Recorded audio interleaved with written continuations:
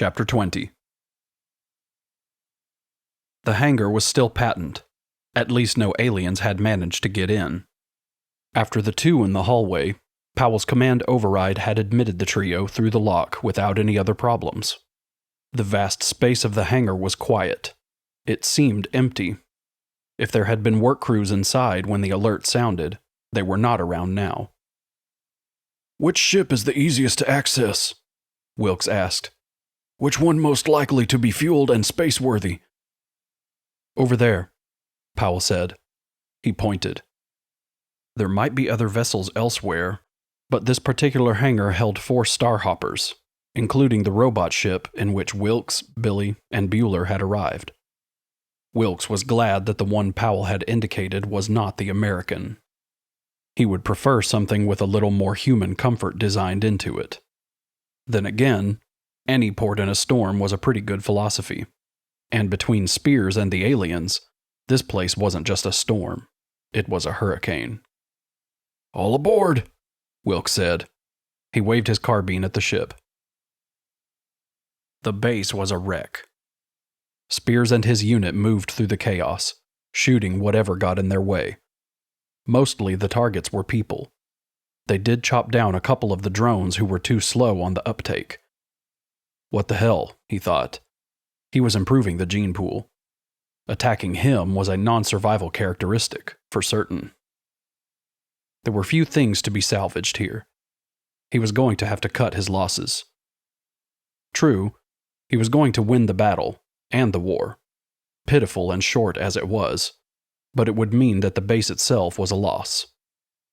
Well, a good commander knew when to dig in, or when to dump his tanks and leave the party. Third base had served its purpose. He would have liked a little more time, but then, that was nearly always the case with commanders, wasn't it? You tried for perfect, but you accepted what you had to, and moved on. When the battle was joined, you had to deal with what was, not what you wished it was. In a perfect galaxy, you'd always have the troops and material you needed to wage the best battle plan. In this galaxy, it seldom happened. The unit had lost a couple more troopers, one to gunfire, another to a booby trap, but it was moving well. The vault where Spears had his best drones stored, the cream of the crop so far, would be impervious to anything short of a nuke, and only he had the key that would open the vault. Those being safe, the only other thing of value on this rock was the way off it, and he had that covered too. It would be a poor general indeed who didn't keep his line of retreat open. Spears was not a poor general. He led his troops toward the starship hangars. Billie was beyond fear by now.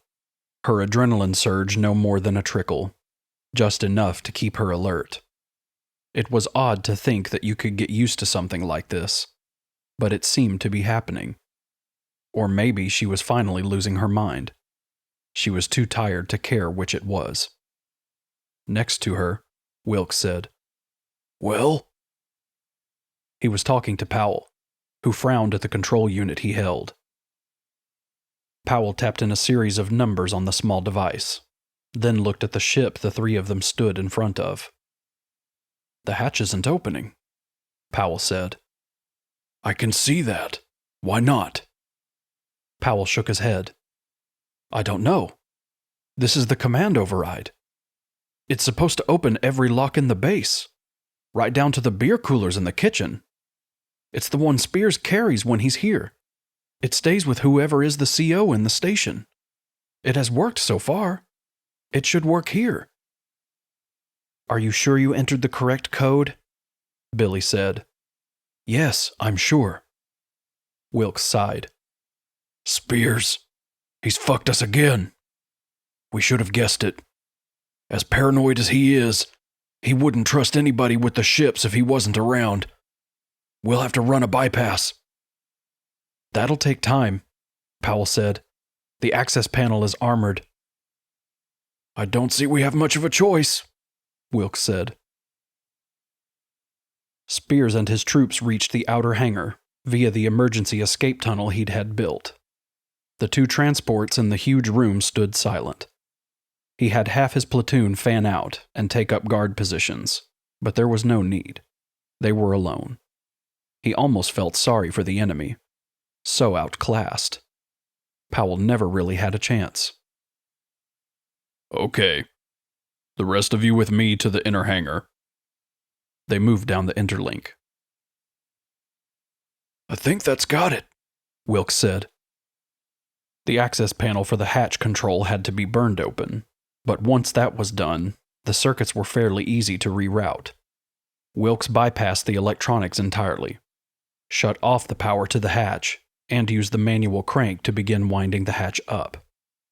He had a 15-centimeter gap opened at the bottom when he heard the voice. Freeze frame it! Wilks turned to look. Saw half a dozen Marines in climate suits and full battle gear pointing their weapons at them.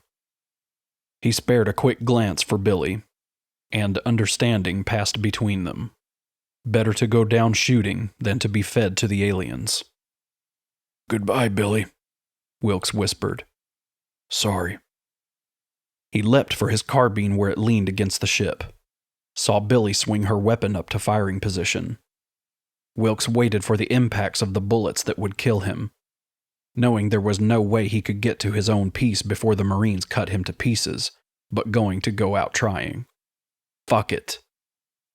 A blinding white light smashed into Wilks and took him away. Odd. He hadn't expected it to be like that. When Wilks came to, he was lying on his back next to Powell. Billie sprawled on the other side of the Major. Wilks blinked, not understanding. Nice try, Sergeant, Spears said. Wilks rolled onto his side, found himself facing Spears. Half a dozen troops backed him, each of them holding stock sticks, essentially riot batons wired to stun a victim into unconsciousness at a touch. Concussion charges, Spears said, answering Wilks's unspoken question. Mounted in the locks of all the ships. You'd gotten that hatch up another 5 or 6 centimeters, they'd have gone off without me having to use this. He waved a small electronic device. Wilks looked at Spears, his mind still fuzzy. There was something he was going to do. What? No point in doing anything heroic, Sergeant, the general continued. I'll just have you stunned. You don't get to die yet. Spears looked at Powell, who had yet to awaken. I might have known Dickless there wouldn't have the balls to try something like this on his own. Was that you and the crawler shooting at my decoy? Wilks managed a nod.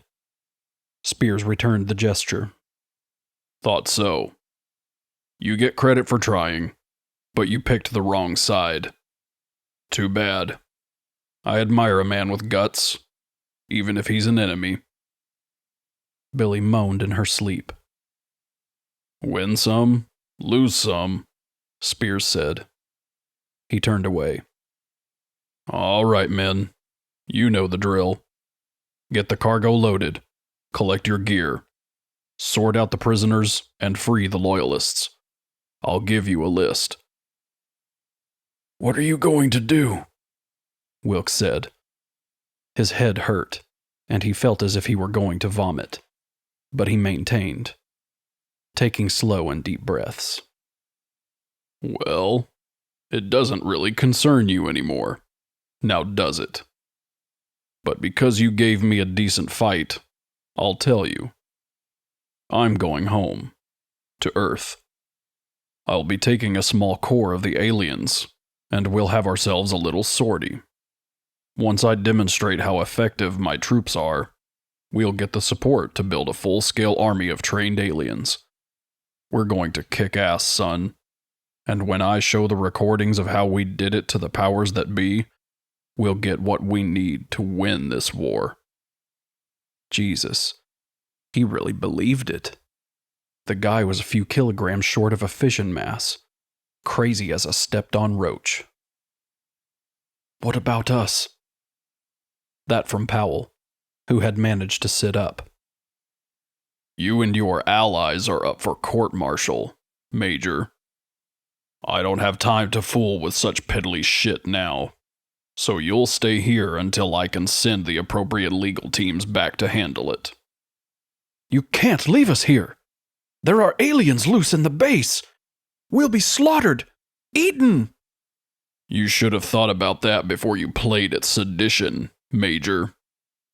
He turned away and moved off.